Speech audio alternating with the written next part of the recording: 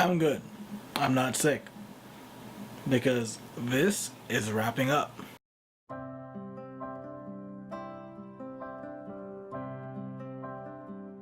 It's been a while, and I'd say it's been pretty busy. So, hey, hi, how are you?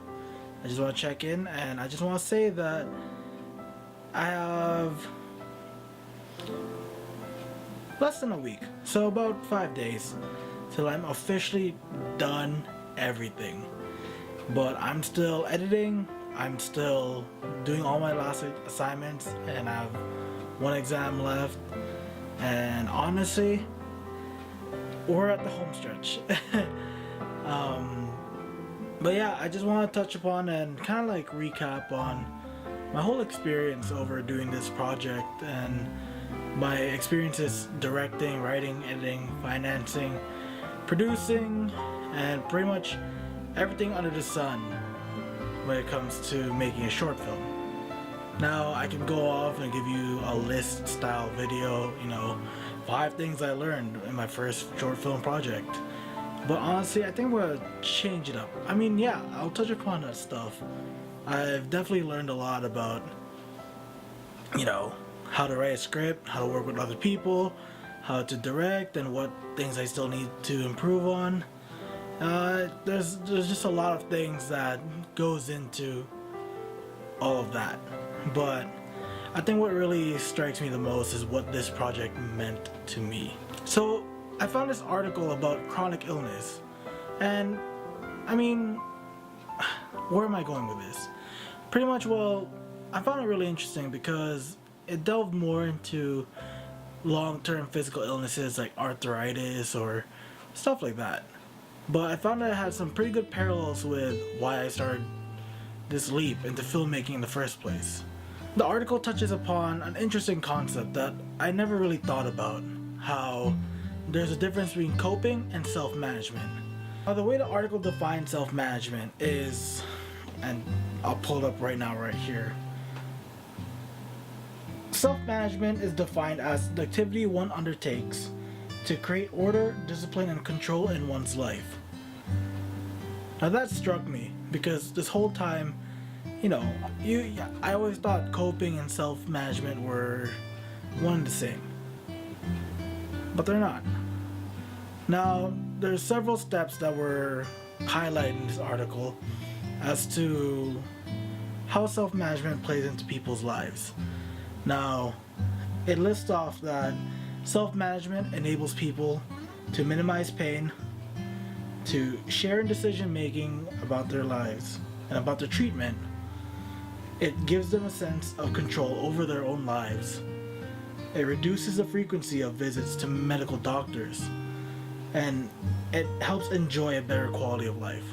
Now remember, this is an article about chronic physical illnesses, but the way I transcribed it is the way it applies to my life. The chronic illness that I was going through was not pursuing film. It was my hesitation, my own self-doubts, my self-esteem, or my anxiety issues over pursuing it full-time and just taking that plunge. That very scary first step in. I was too scared to pursue it, and I was too scared to take that leap. Now, those 5 steps, I saw it as I've gone through throughout the weeks.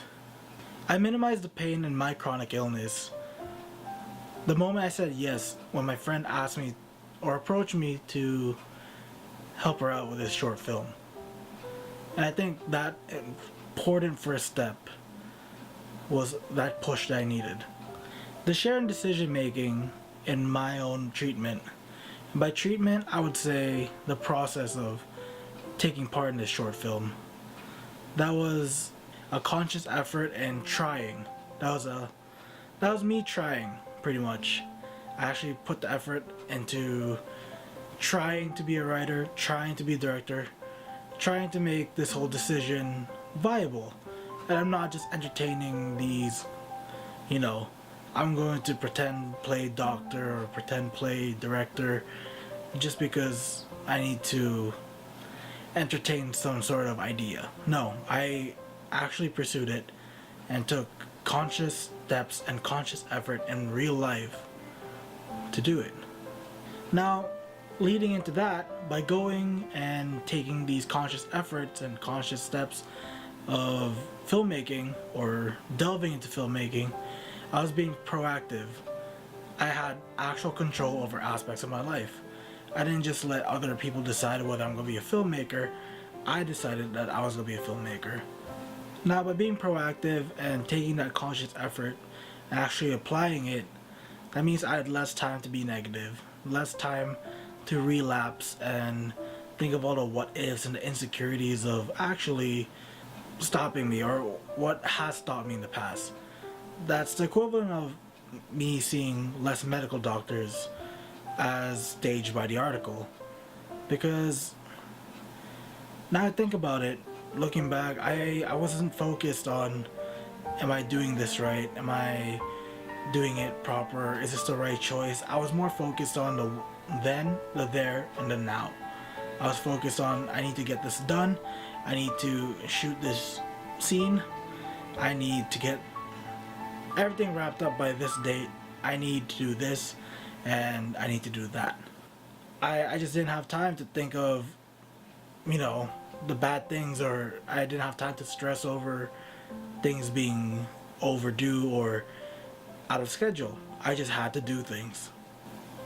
And that leads us to the last step, enjoying a better quality of life. And the best way I can summarize that is just living your best life. And I think honestly for the past 4 months, I have been living my best life. It's been a rough semester, but I wouldn't trade it any other way because I think this is my favorite semester. Not because it's my last semester, but because it's a semester where I took the steps that I wanted to take me to where I wanted to go. So with all this article analyzing, academic thinking, reflection, talking, yeehaw, what am I trying to do? Or where am I going with this? To make a long story short, I'm feeling thankful because if there's something that I did learn this semester, is that I learned that when you put your mind to it, and as cheesy as this sounds, when you put your mind to it, anything is possible and anything is within your reach. I think that's all the time I have for today. I still have a lot of work on my plate, and again, thanks for listening to me ramble. It's currently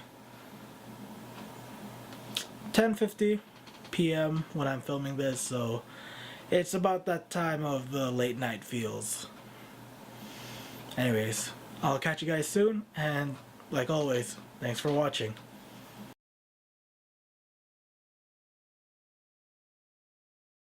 Now the way the article